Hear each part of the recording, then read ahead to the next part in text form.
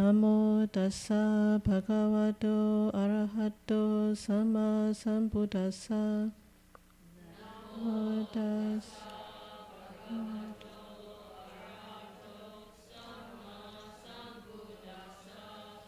Namo tassa bhagavato arahato sama sambuddhassa.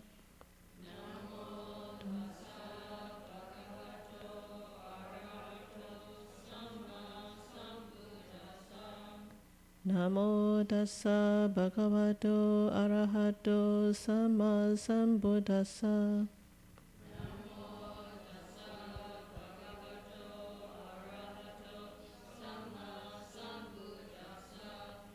Homage to the Blessed, Noble, and Perfectly Enlightened One. Homage to the Blessed, Noble, and Perfectly Enlightened One. Homage to the Blessed, Noble, and Perfectly Enlightened One.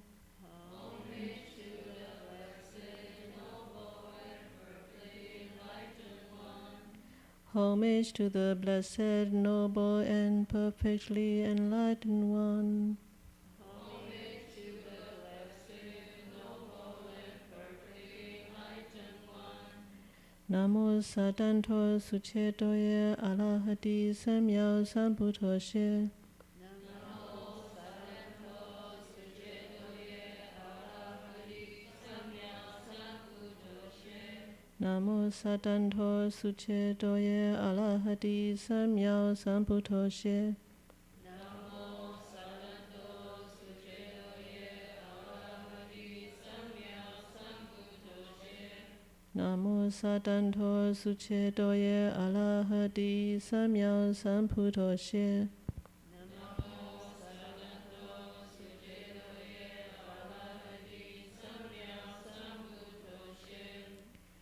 The unsurpassed, deep, profound, subtle, and wonderful Dharma in 100,000 million eons is difficult to encounter. Now that I've come to receive and hold it within my sight and hearing, I vow to fathom the thus come one's true and actual meaning.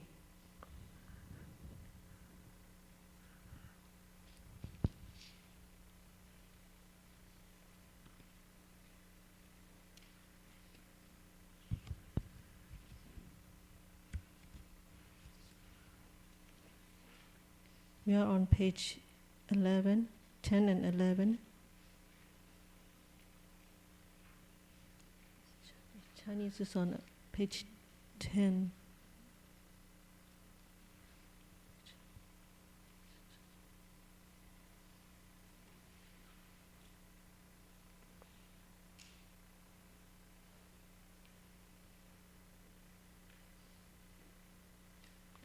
Okay, at the bottom of page 10, we will recite the Chinese.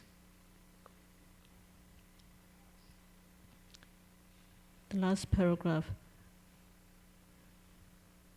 复次，此菩萨修行念觉分，一直厌，一直离，一直灭，回向欲舍。修行则法觉分、精进觉分、习觉分、依觉分、定觉分、舍觉分、依直厌、依直离、依直灭、回向与舍。The English is, furthermore, this bodhisattva cultivates the awakening component of mindfulness. He emphasizes distaste for suffering, emphasizes leaving behind desires, emphasizes cessation of suffering, and makes transference to serenity, nirvana. He cultivates the awakening component of selecting a dharma, the awakening component of vigor, the awakening component of joy, the awakening component of casting out, the awakening component of samadhi, and the awakening component of renunciation. He emphasizes distaste for suffering, emphasizes leaving behind desires, emphasizes cessation of suffering, and makes transference to serenity.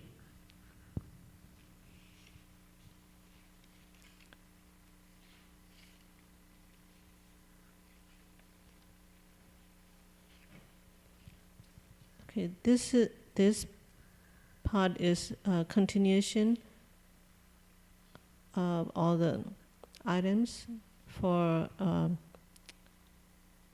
toward awakening, and there are 37 wings of enlightenment.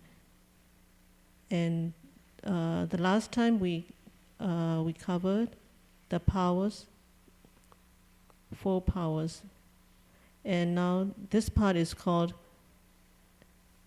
7 bodhicas, or 7 factors of awakening. And the list, there are different variations. So here it starts with mindfulness, right? Okay, you want to do it?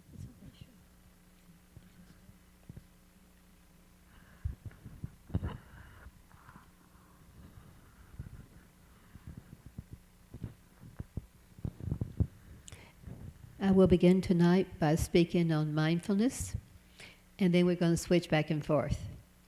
First of all, I want to share a verse with you that the Buddha Master wrote in 1980, New Year's. And this is in the first ground of the book, of the commentary. I'm not sure exactly if he is referring to the Chinese New Year or to the American New Year. But anyway, he was speaking in the first ground at that time. So he says, now we have reached the year 1980, and all are invited to board the Dharma boat, and together roam the flower, garland, Vairochana sea. Then ascend the wondrous, lofty mount of ultimate delight.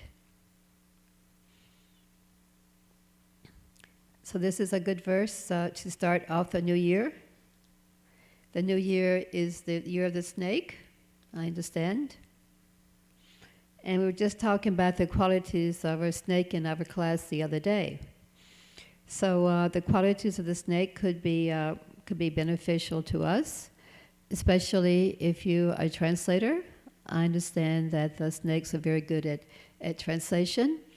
And when they want to get something done, they get it done, regardless of what. So we should be able to have a lot of translation getting done this year. There's a lot going on. There are many different teams that have formed that are working on translating the Flower Dharma Sutra, retranslating, polishing of the text. So I will begin tonight with speaking of mindfulness, and what it is, and so forth. Something interesting happened. I thought, I'll just look on the internet and see if I can find what Dr. Ron Epstein has to say about mindfulness. Do you know Dr. Ron Epstein? Most of you know him. He has a lot of really good things on his website. So I found Dr. Ron Epstein. I began to read the article. And actually, there's another Dr. Ron Epstein in the world.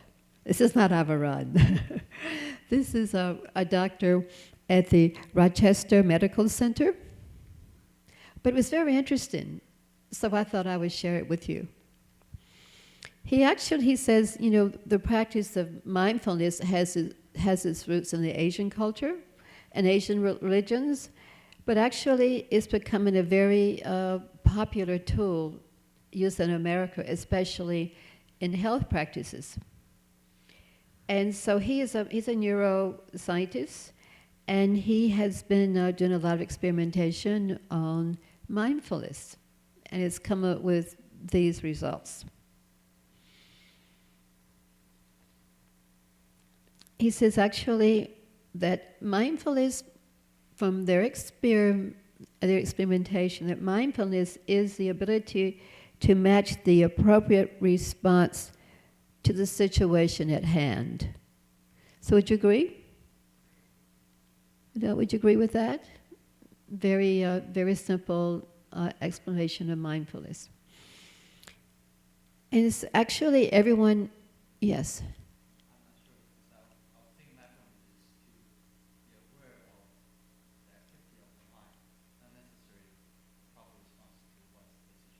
Well, where would the response come from? The situation.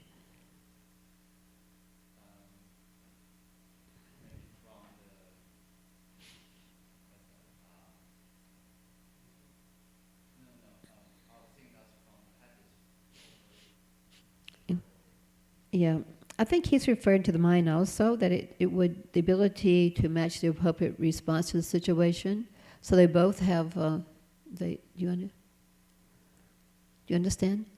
I mean, he's using, it comes from the mind. Mindfulness will come from the mind. But they're both similar. But it says everyone has, it's a natural ability. We all possess mindfulness. And we all can use it. And he talked about how can we enhance our mindfulness.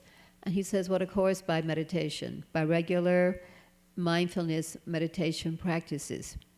He also says just in the daytime to be mindful of our daily activities, and also to take their non-meditation practices that can help one develop mindfulness.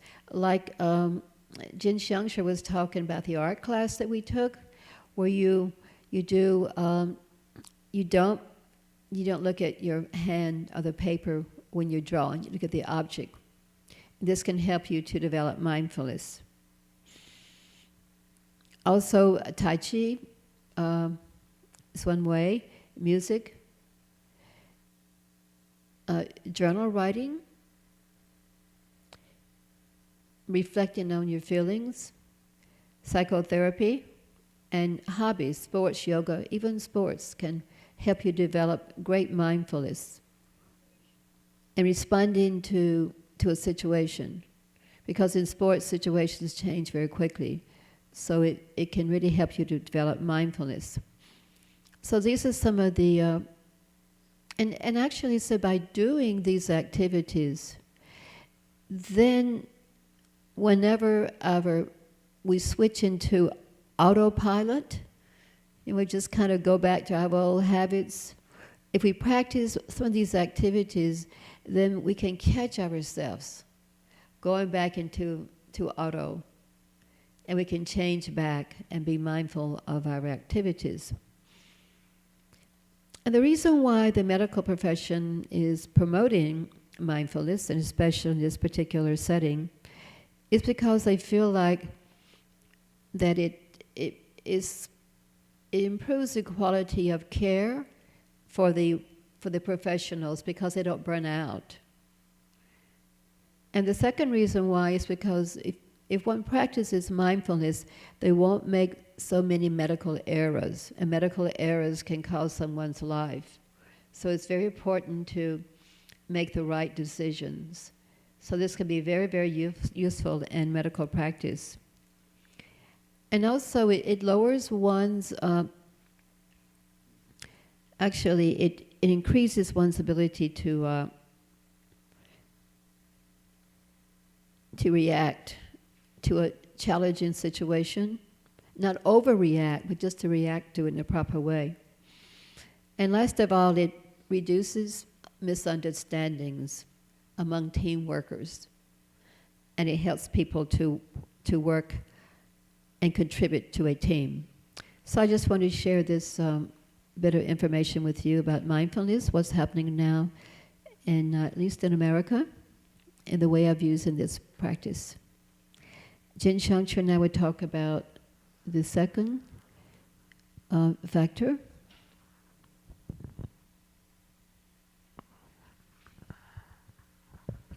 So this one is called selecting a dharma.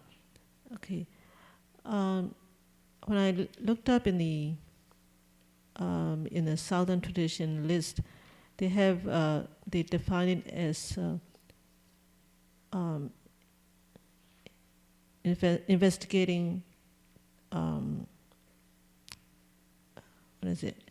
Investigating dharmas, or investigating or discriminating of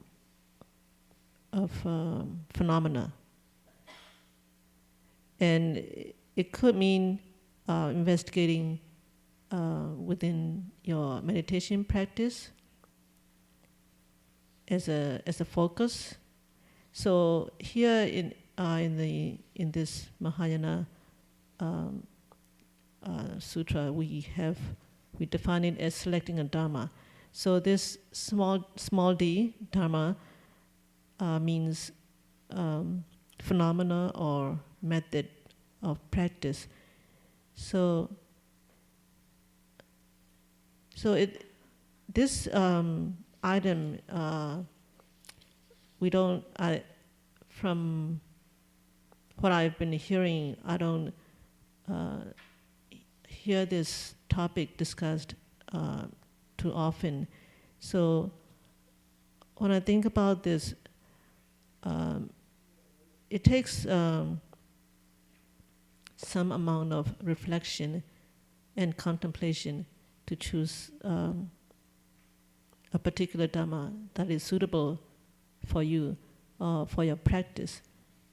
So in that sense, you need some wisdom.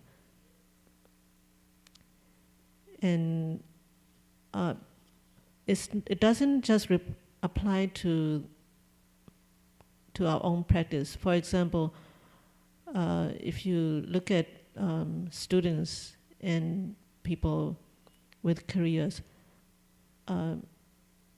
students who are about to graduate, they need to investigate some of the things that they're going to be focusing on, or they want to major. So they need to consult with teachers, and they need to reflect on their own mind, what they want in life.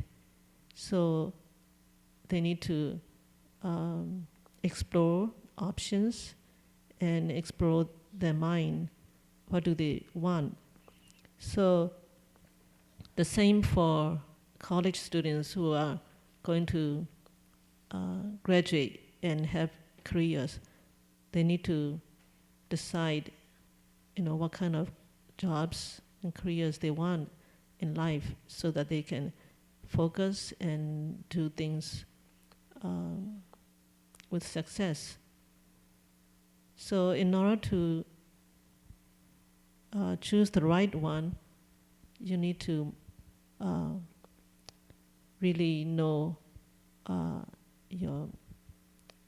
what you desire and what you want in the long term.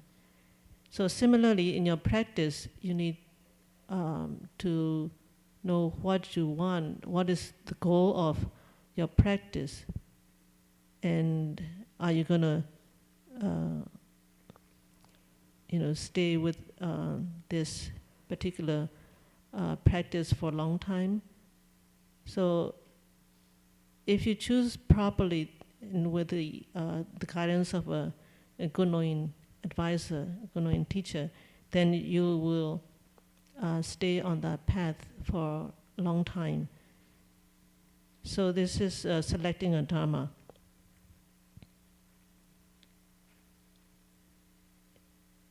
And so sometimes I'm thinking of what I have gone through. So when I chose to do in life before I became a monastic, it didn't it didn't give me fulfillment.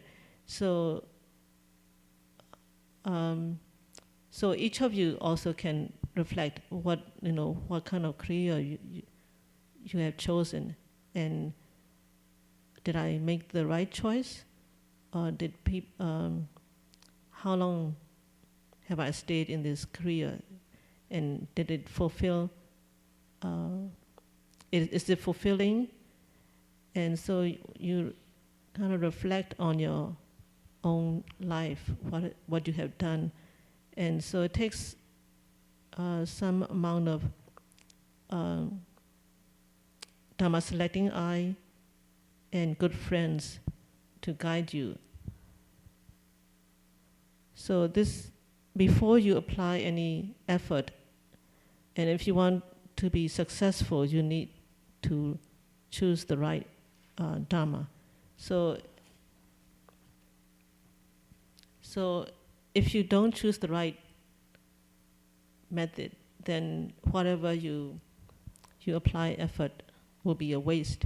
So even after you have chosen it, you may have to switch back and forth between practices, because it really is a lifetime effort, and also depends on the causes and conditions that you have built up in, not even in this life, but from past lives.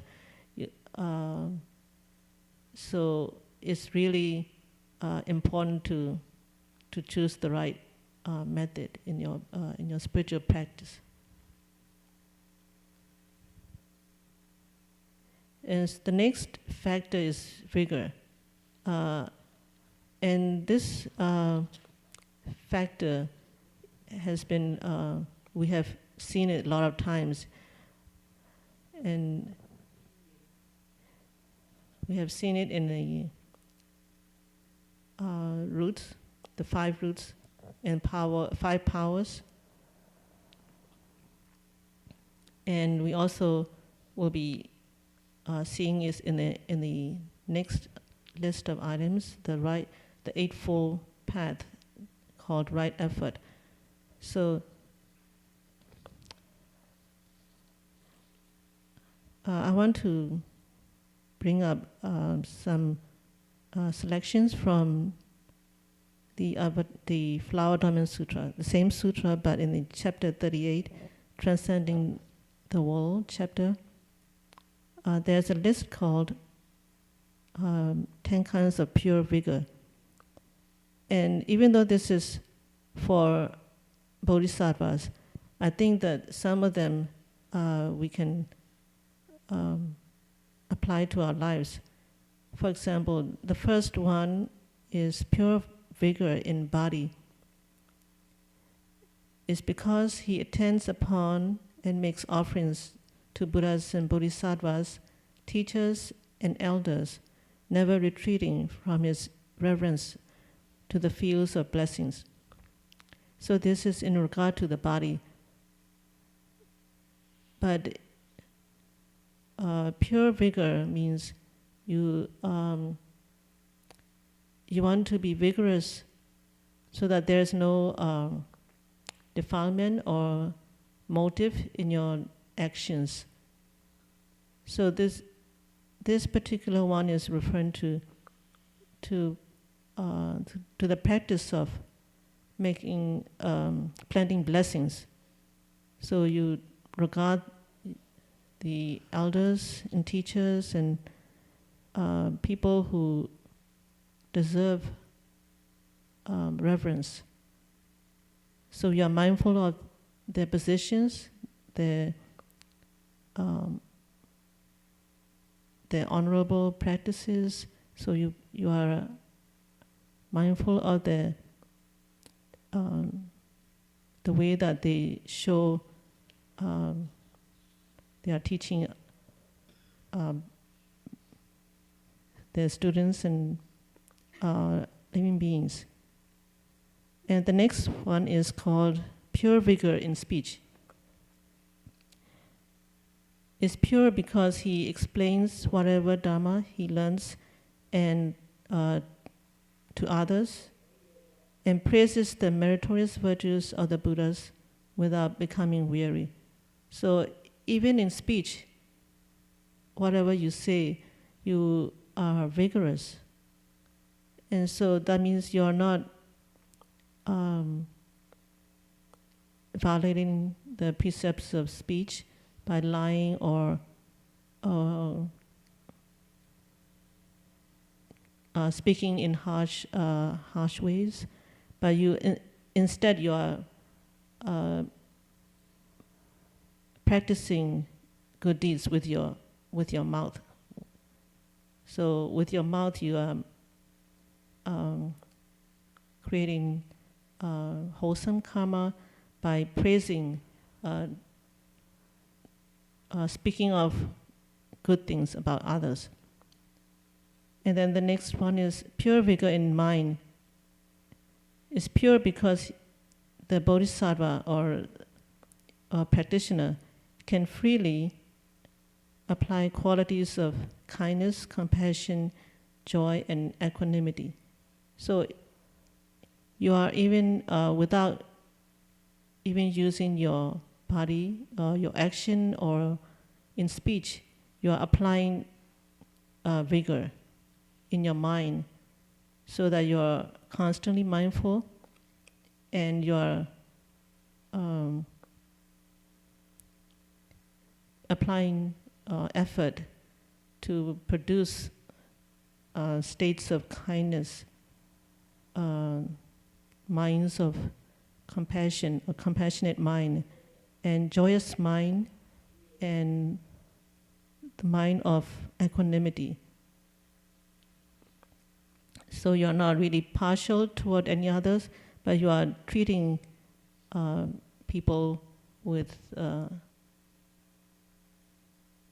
impartially, without discriminating, without judging. And the next one is vigor, pure vigor of an upright mind. It's because he is free from deceit, flattery, deviousness, diligently cultivating without retreat. So again, this is applying vigor in your mind. You are free from deceit and motive. You are not flattering anybody to get something you want.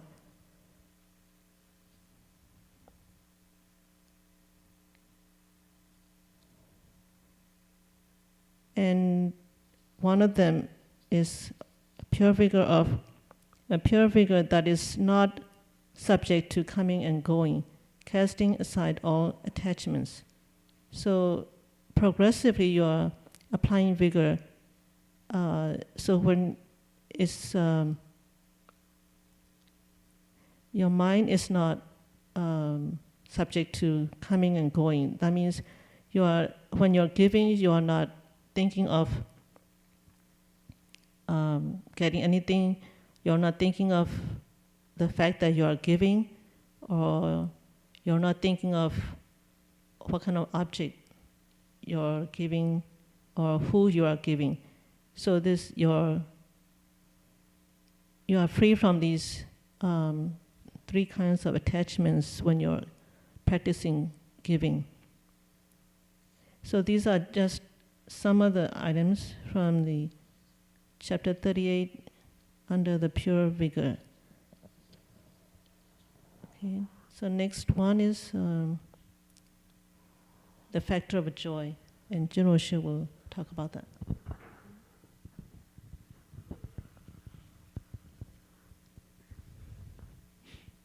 Now, it's very important to have joy in the Dharma.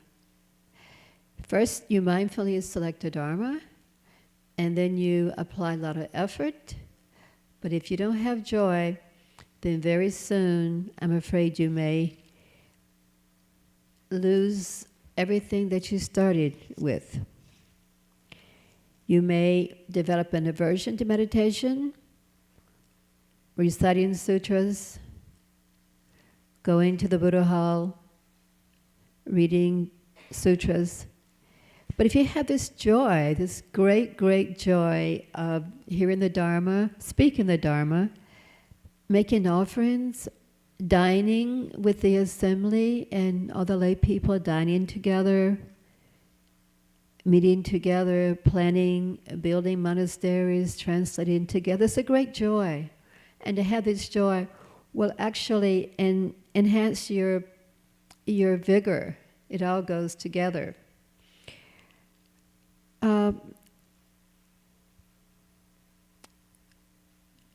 The Master talks about one of the problems with joy, actually you say one of the, maybe you should say one of the enemies, one of the far enemies of joy is jealousy and envy.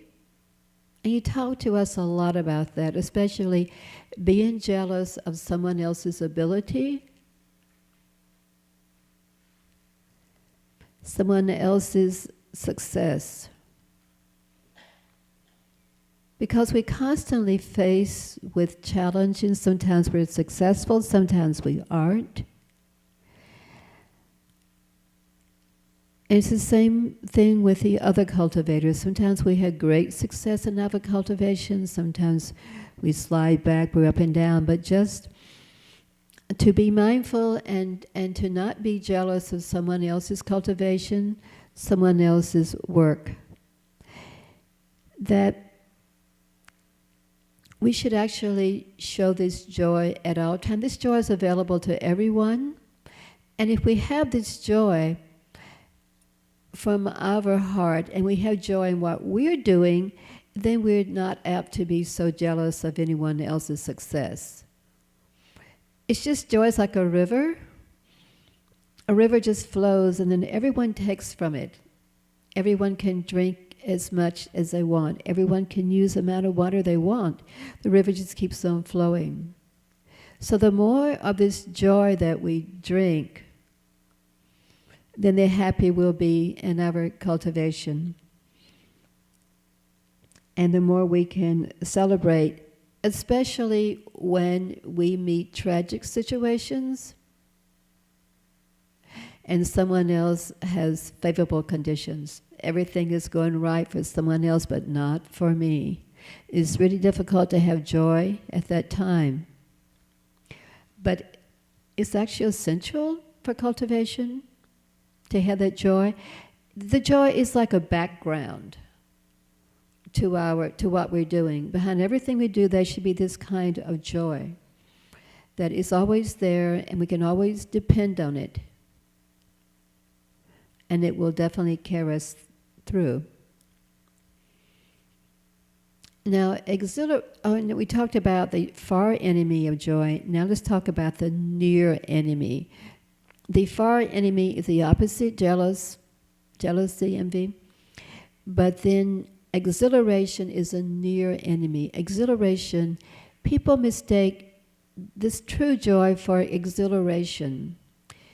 That means when you have something that happens to you, you're very, very, very happy. But as we all know, that happiness doesn't always last. And then when the happiness is gone, when the dress is spoiled, then you feel very depressed and you feel very, very unhappy. Now, this is one of the sayings that the Master has a lot, and you've heard it many times. I'd like to say it again. He says, in this world, no matter whether it's good or a bad situation, they all serve us to teach us to wake up. That good situations just serve us to be aware and to awaken to things that are good. And bad situations just serve to teach us to awaken and become aware of what's a bad situation. So we understand what's a good situation, what's a bad situation. If we understand it and know it, then we can always change. The Master always says, change, whatever. Now, this joy, as we know, is from our body, is from inside us, but we also show joy with our body. It's something we have to work for. No one can give us joy. We have to reflect, we have to concentrate, we have to practice to bring this joy and keep it alive.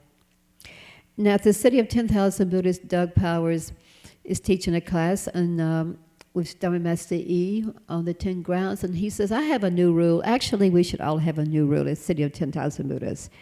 And the rule says, if you're really happy, if you're really, really joyful, then you can judge anyone. You'll have that right. But if you're unhappy, you're always gloomy and always negative, you can't judge anyone. So is that a good rule or not? I think so too. So reciting mantras, memorizing sutras, these, when we're walking alone and our thoughts begin to become negative, we can recite a verse we've memorized, we can recite a sutra, we can do a mantra. These are all helpful things to keep our joy going, to keep us in that, keep that background alive. Now, there's a vast difference between pleasure and happiness, and true happiness. So, pleasure is a feeling we're talking about. This happiness is not a feeling. It's the background. But pleasure is feeling something feels good. It's momentary, it's fleeting. It comes and it goes, and then when this pleasure goes away, there's usually pain. So I want to share a poem by Robert Burns. He did a very lovely poem on what we just talked about. He says, pleasures are like poppies spread. You seize a flower, its bloom is shed.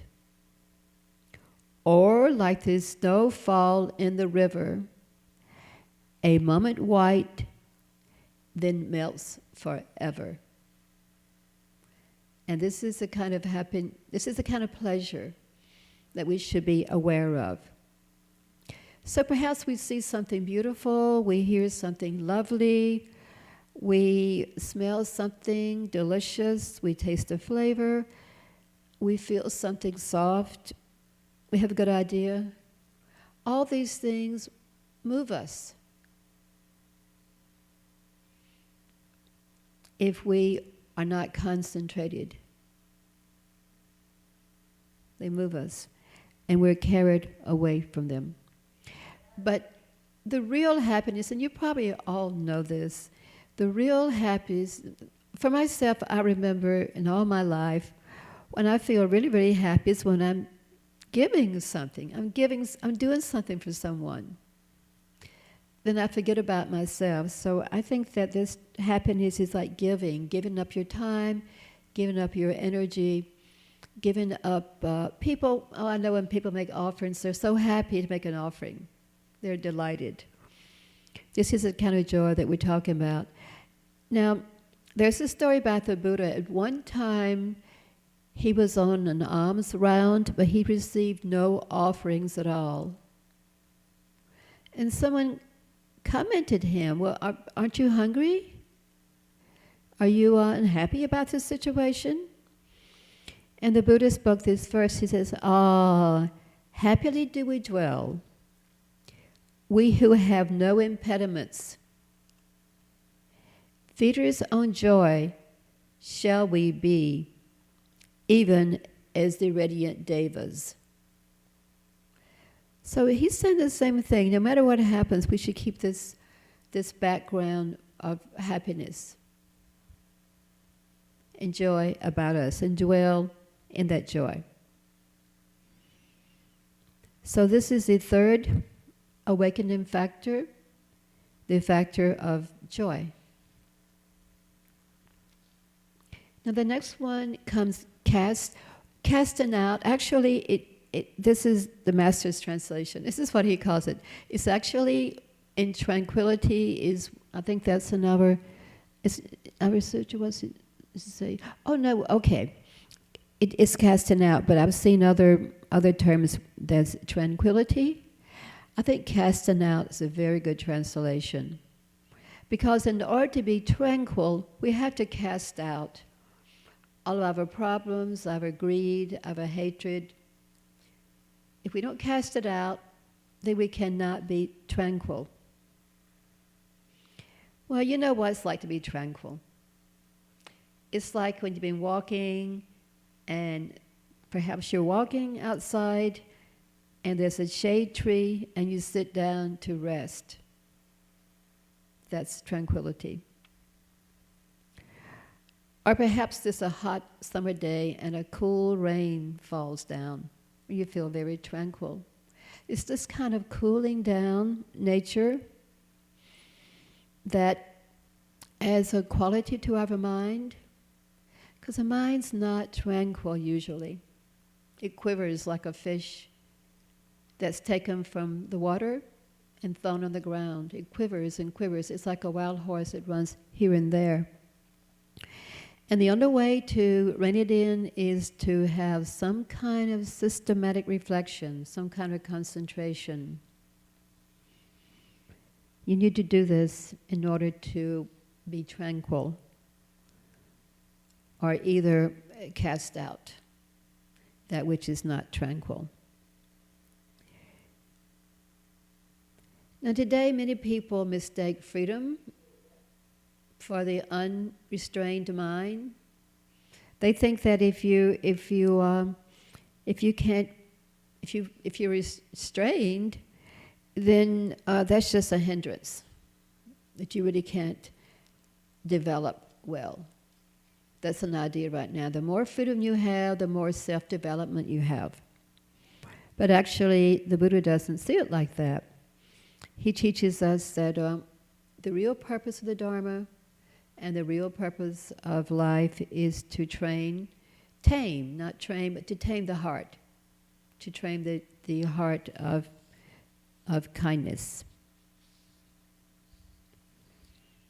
So that's a little bit on casting out. Actually,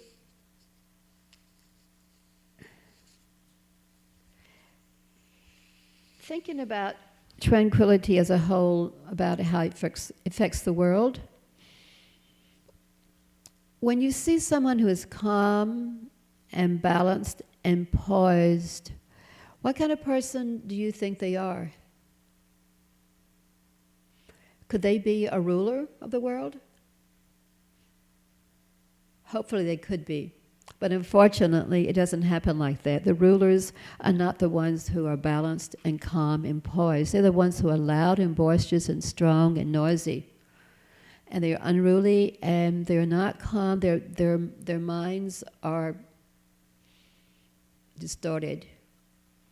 Many world rulers, we know many, I can name many: Hitler, Alexander the Great, their own Caesar, recently in Uganda, the leaders there, they come and they go. And these are world rulers who cause havoc in the world.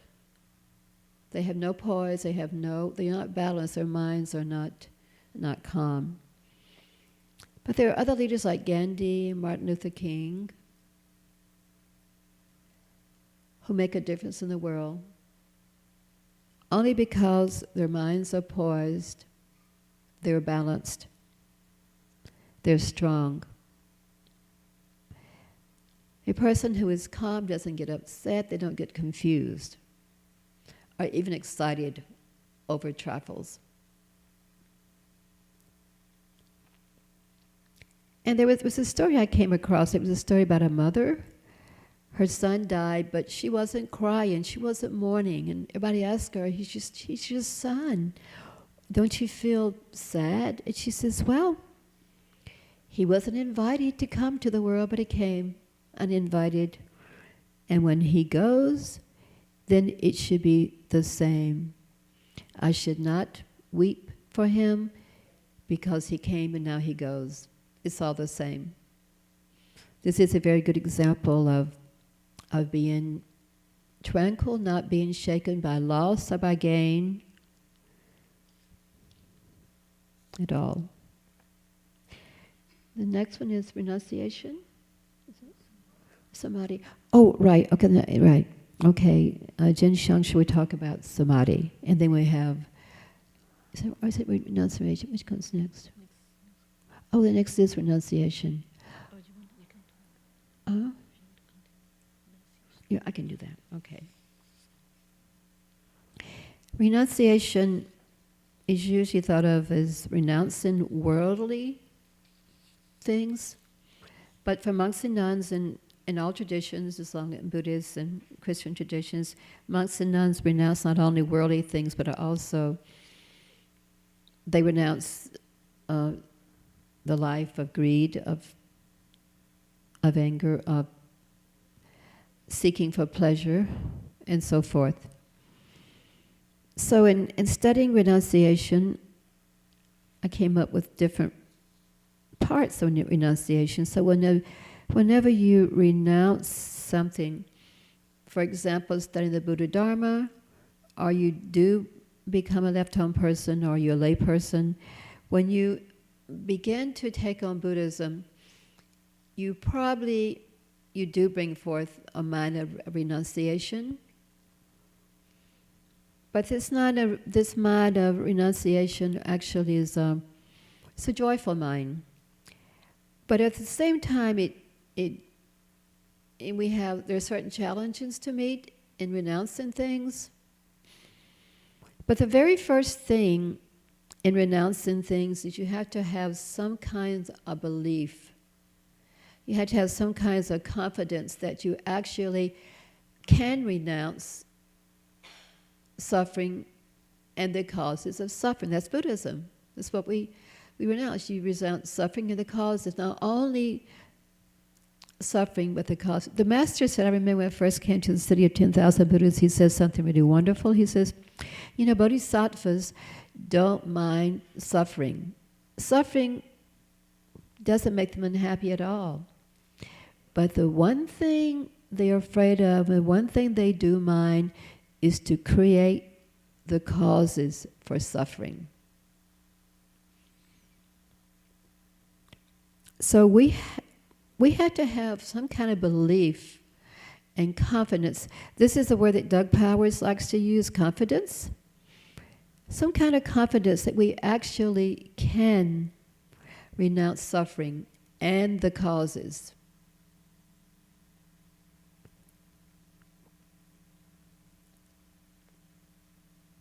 We have to be clear-headed.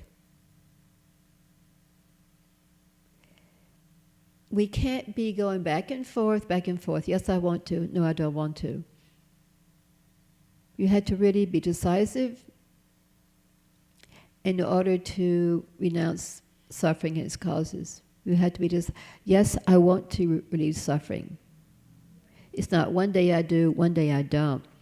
And then you shouldn't have any self-pity. I want to relieve suffering, and it's just like so hard. It's just like, well, you shouldn't have that kind of a mind. You shouldn't pity yourself. It's your choice. So you make that choice. You should do it with great joy, and you shouldn't resent it. Once you renounce something, you shouldn't resent it. So you should make sure before you renounce something that you're not going to have self-pity. You're not going to have resentment, but you have to be very clear-headed and make sure this is what I want. Otherwise, you'll be miserable. So we really have to have that kind of belief and confidence that, yes, we can do it. Otherwise, you go into resentment, self-pity, and so forth. This is my experience. I've had that. And so I always had to be careful and not fall into those states. The second thing is we had to have the correct renunciation. We can't, it's basically, correct means something that's everlasting. It's not short-lived. We don't renounce something today and tomorrow, I think I'll change my mind. This renunciation is forever. Once you start on this path, you're forever going that way. And this is correct. But then you have to look at your progress. Am I progressing? Now, I've made this renunciation. I'm studying Buddhism. I'm a monk or nun. What's my progress like? Well, you know that it's not linear. It doesn't you can't judge it day by day, because day by day it goes up and down, up and down, up and down. You have to kind of judge it over a long viewpoint, over a long way. You have to say, well, a month has gone by, and, what am I thinking? So it's up and down, up and down. And it's until does it level out? I don't know.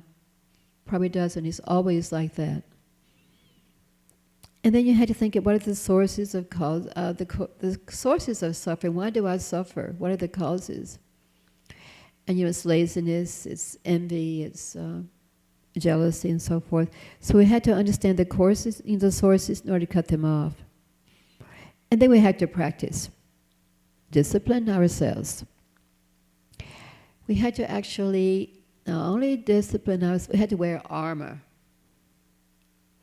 We had to be like a knight.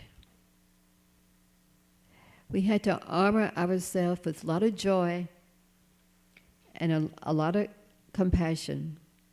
Because when we renounce something and make this decision, it's so easy to go back. So we had to wear this armor to keep us from falling back, going back on our vows to really be able to keep them.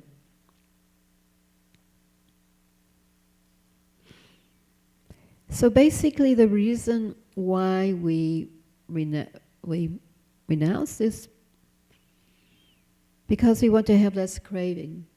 So monks and nuns make these renunciations, but so do lay people. And it's a process. It's a process for left-hand people. It's a process for lay people. But the main goal is to lessen our craving. We want to not crave so much, not desire so much.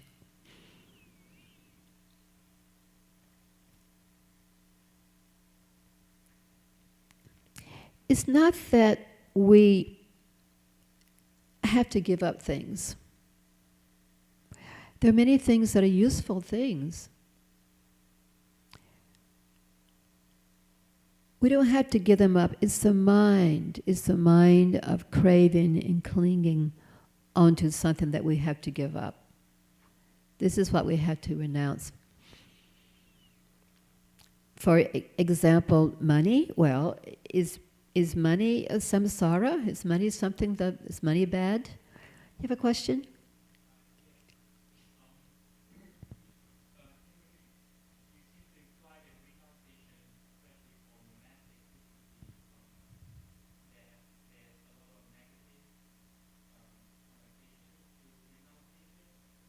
Oh.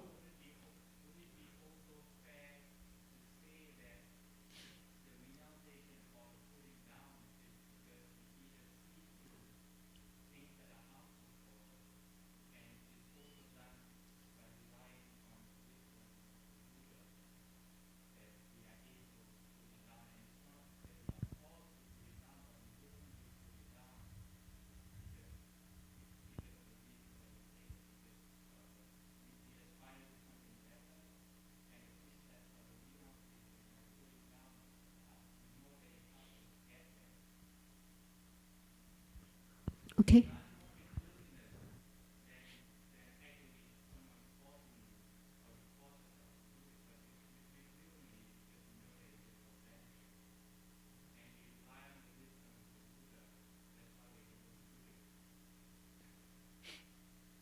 Okay, fine, thank you.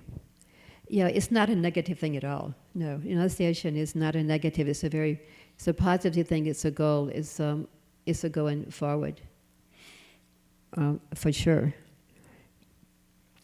And it comes from. That's why it's not that we give up something. It's what we gain that's the most important thing. But I want to tell you kind of a story here.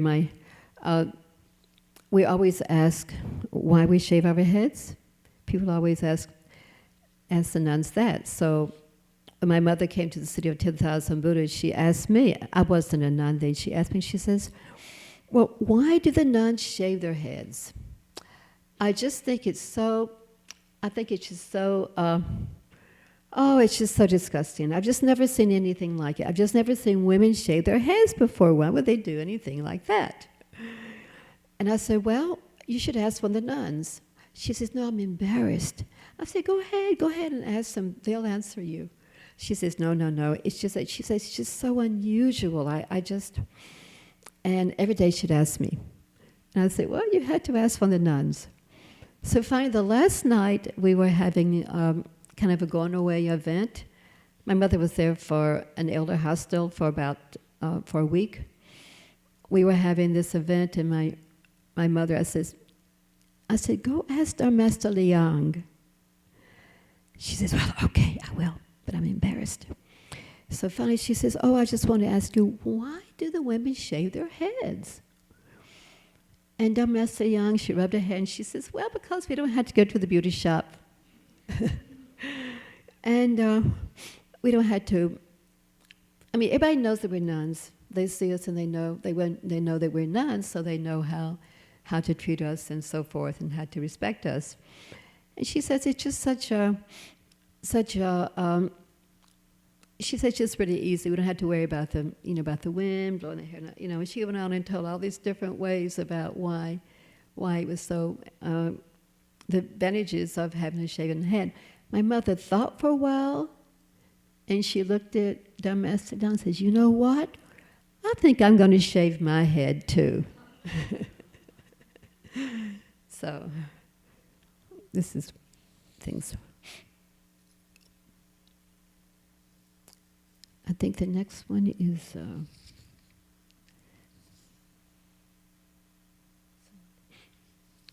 samadhi. Okay, the next topic is samadhi with Heng Sure. Okay, as many of you know, that samadhi is one of the three, what do you call it? Three things, precept, samadhi, wisdom. They are, before you practice or you attain samadhi, the prerequisite is you uphold the precepts. So samadhi comes from precepts because you, by following the precepts, you cast off, or you try to cast off afflictions. Precepts guide you toward attaining the samadhi. And samadhi leads to wisdom.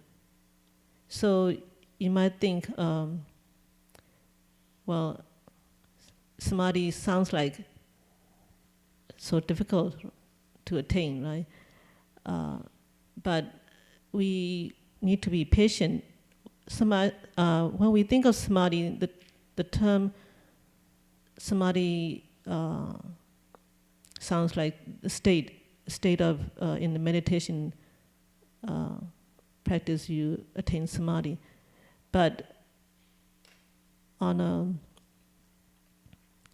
an attainable level, you can see samadhi can be looked at as concentration. So in order to be able to concentrate and without any afflictions and scattered thoughts, when you maintain your precepts, then it's a bit easier. And by following the 5 basic precepts for the lay people, then you won't steal, you won't kill, and all these things makes it easier for you to to gradually lead to the proper concentration. So in the Buddhist point of view, samadhi is not something that you just decide to attain, because samadhi is not the ultimate state. We have to go past the samadhi. It's just the one of the stops, on the path to the ultimate awakening. So by casting out afflictions, and you become at ease, when you're along the way to on your path to on the path of practice, you become hopefully become more ease. And this concentration comes from a stable mind. And this concentration is also connected to the practice of patience and vigor. I'd like to read a few items from the Transcending the World chapter again. There's a list called Pure Concentration. And normally we think of concentration or samadhi as something happening in meditation. But here it says pure concentration of always delighting in renouncing secular life, becoming a monastic. And then because he renounces all possessions. So this is another perspective of what it takes to renounce a secular life. So that means you when you're planning to leave home life, you need to gather in all your thoughts, all your motivations, your life, all your past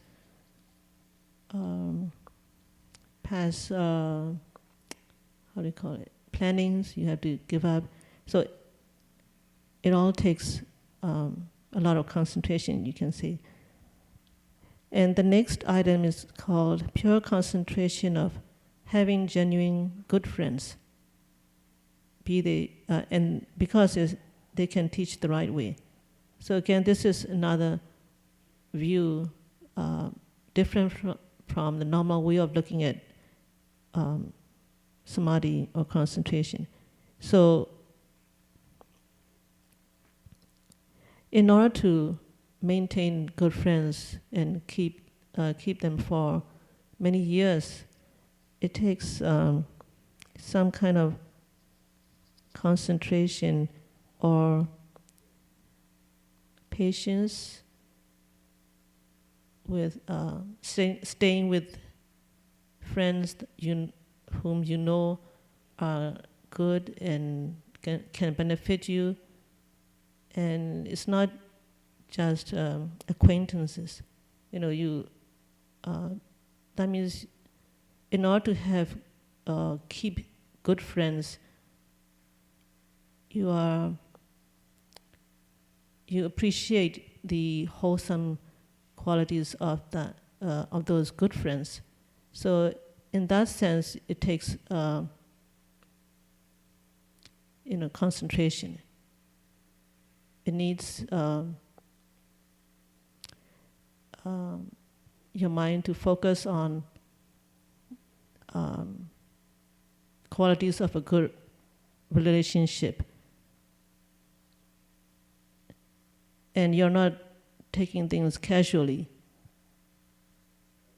So because you're not taking casual, you're not looking at things casually.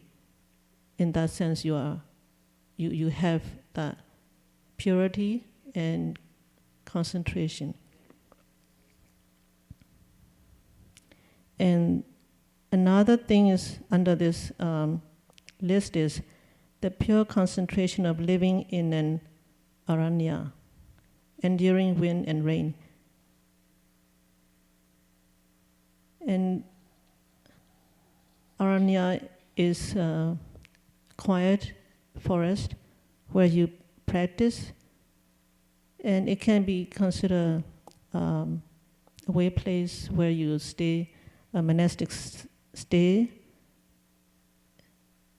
and enduring wind and rain. So wind and rain is referring to the weather, but you can also look at it as the winds of afflictions, the winds of staying with others in the community. So it takes a certain amount of concentration to stay at a place and not leaving because of frustration.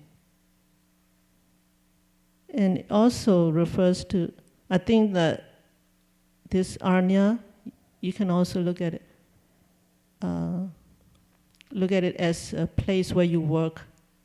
You know, if you're not a monastic, you can be at a company, and you're loyal to your company, and you're focused, and you're content at staying at a job or a career, and not switching jobs so often.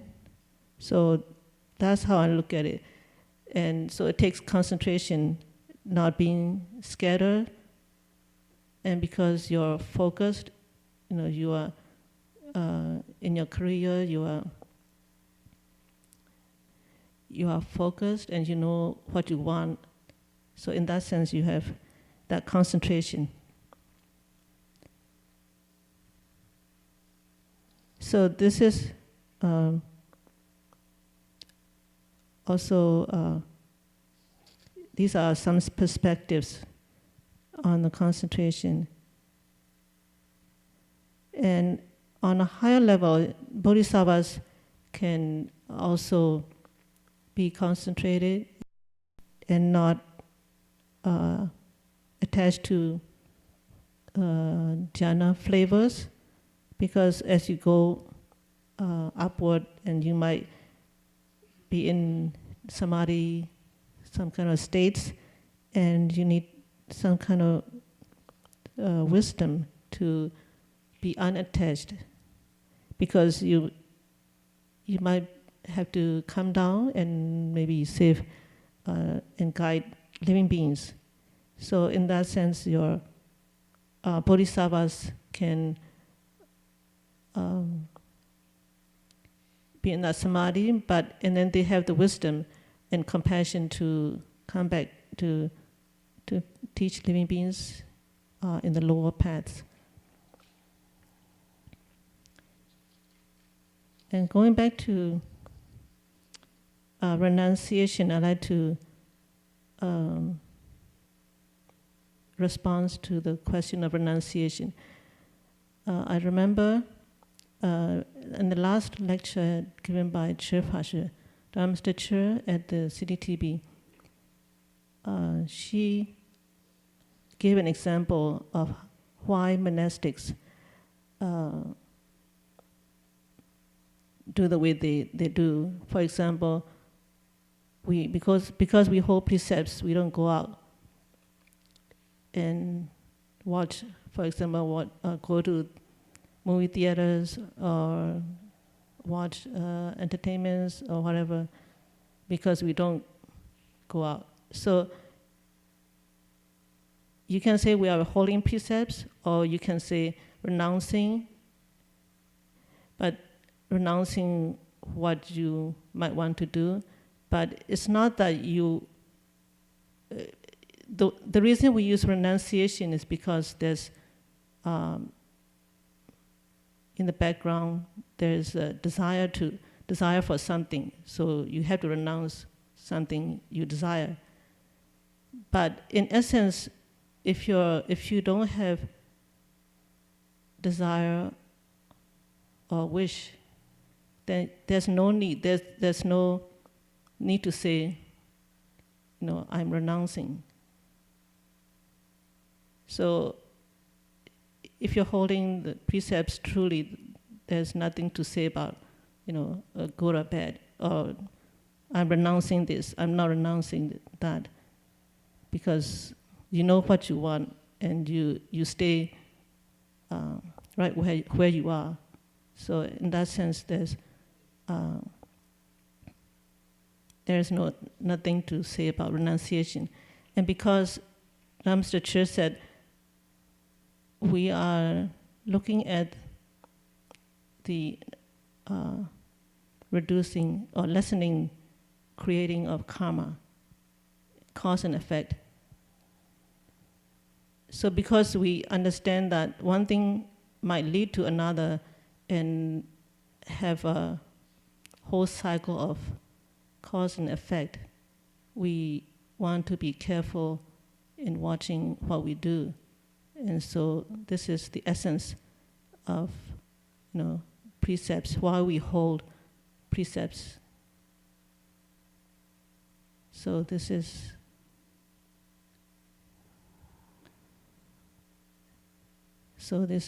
the end of the list, is it? We have if you have any questions you can bring up.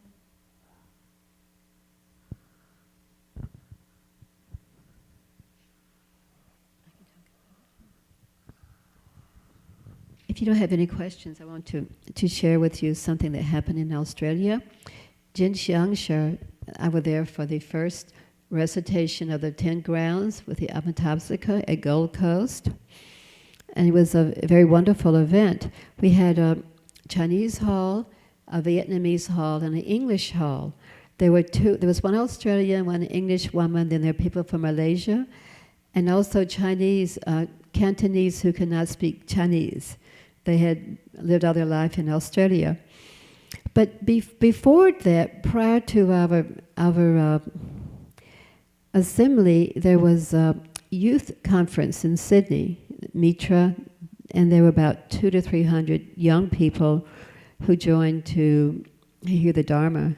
And we were invited to speak. Dharmestachar spoke, and the other nuns gave workshops. But when we were there, we were at the hotel, and there was a young man from Malaysia who came to the monastery at one time, and he met us briefly. But he came, he says, I want to give an offering to Dharmestachar. And his offering was this. He had written one of the, maybe a chapter or so of the Avatamsaka. He did it handwriting, beautiful paper, it was very lovely.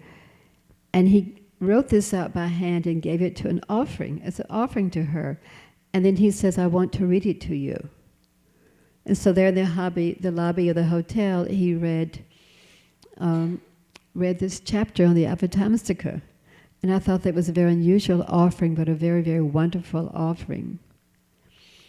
Now at the conference, we had a table, and we were asking, we were kind of advertising our assembly. Well, we're having this Dharma assembly, and we're going to be reciting the Avatamsaka in English, in Chinese, and Vietnamese. Would you like to come? So we had little cards, we give them out. And one woman came and she says, you know what? I've never been to anything like that in my life. I've never even heard of Buddhism. I just know a little bit. I just came here today to find out something. But it looks very interesting. I think I'd like to come to something like that. And she went on. And at the end of the conference, all of a sudden I wrote our telephone number down on a piece of paper. I thought, I got to find this woman. 200 people, and they were all leaving. And I found her. And I said, here's our number. Call us when you get to the airport. We'll pick you up. She says, all right. And she did. Amazing. She came. And she'd never heard anything about Buddhism at all. But she recited every session. She was really, learned a lot of Buddhism, very grateful for it. But an interesting thing about her is that she was a horse trainer. She and her husband were horse trainers. But they trained in a very unusual way. They didn't ride the horses because they had this insight into horses that horses are, it hurts them. It hurts their back. It hurts to have a bridle and a bit, and these things are very, very harmful to animals. So they decided to not actually ride them, but to train them. Train them anyway, as if they were riding them. Train them to like in an arena, to do certain acts. You kind of act with your horse. You hold the rein. The horse does a certain gait. There's a lot of this involved. And so she and her husband were doing that, and they were training people, riders, people who own horses, how to have a horse, enjoy a horse, and not harm it. She says her teacher was an old Australian, but he never talked to people. He just said a few words. He just mostly would teach her and her husband by motion. He would just say this or that, but he talked to the horses all the time. And he also taught them how to talk to the horses. They became what you call horse whisperers.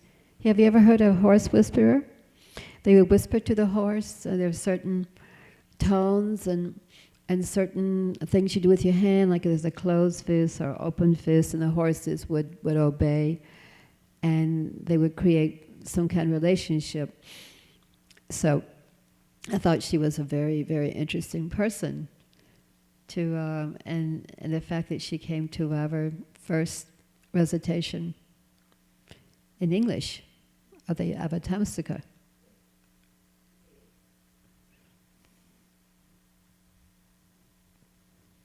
Is there any more discussion? You have something else you want to give a story?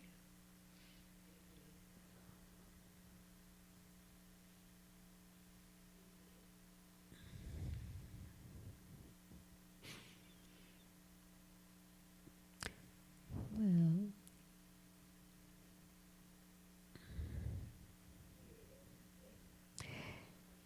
yes.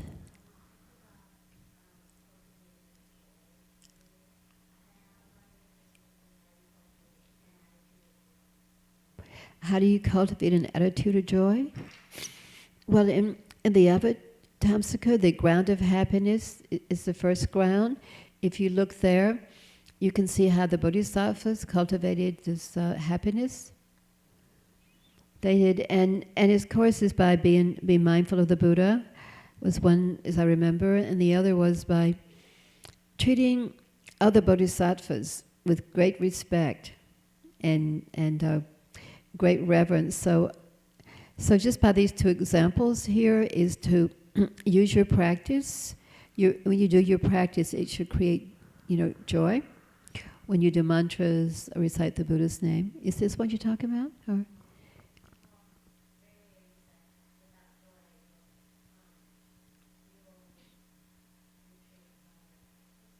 Possibly, yeah, that's a possibility. Yes. When you do your practices, always feel joyful. Right? Yeah, that's a good question, because that's very true. It's hard to keep the practices up. Yeah, she wants to answer. Good. I think one of the things that the Buddha encouraged is that you have good friends to practice with. If you practice on your own without any friends or support groups, or even without a good knowing teacher, then you can easily retreat. And if you don't feel joy, and you will easily retreat. So if you can find friends, even from this group, to practice with, to talk about things, then you get perspective from others. Then talk out your feeling, and see, hear their perspective, their response. Then you will get the, an objective things, objective views about your practice. Then you can, it will help you to not retreat. And also keep in mind why you are practicing. What is your goal of practicing? If you nowadays in America, the people practice meditation to release stress, but that's a short-term goal. But in the Bodhisattva practice or Buddhist practice, we want to practice because we have faith. We understand cause and effect. We understand the ultimate freedom, freedom from self. Of course, that's a long way. But if you keep listening to the lectures and read the sutras and get the support from good friends, then you can gradually, advance. It will be gradual, but keep going. And you need, objective views, objective response from others, so that you're not too close and, you're not into your own world, but you open up to the wider world, and get others' views about your practice, and talk about things.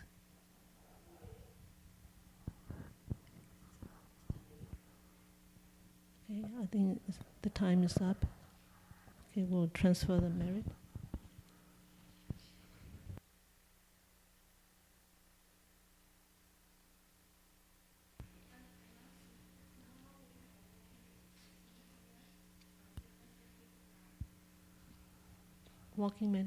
Walking meditation. Oh, reciting the Buddha's name. Recitation at 7:30 tomorrow. Okay.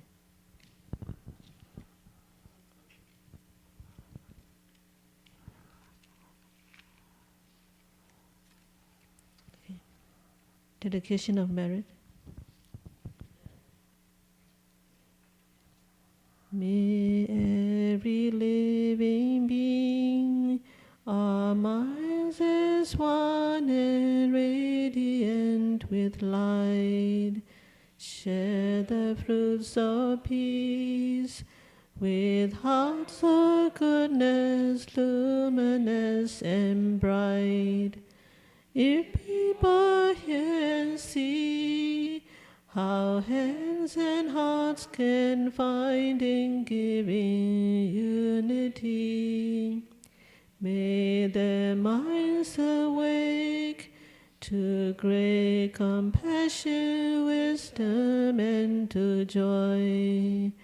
May kindness find reward. May all who sorrow leave their grief and pain. May this boundless light break the darkness of their endless night. Because our hearts are one, this world of pain turns into paradise. May all become compassionate and wise. May all become compassionate and wise.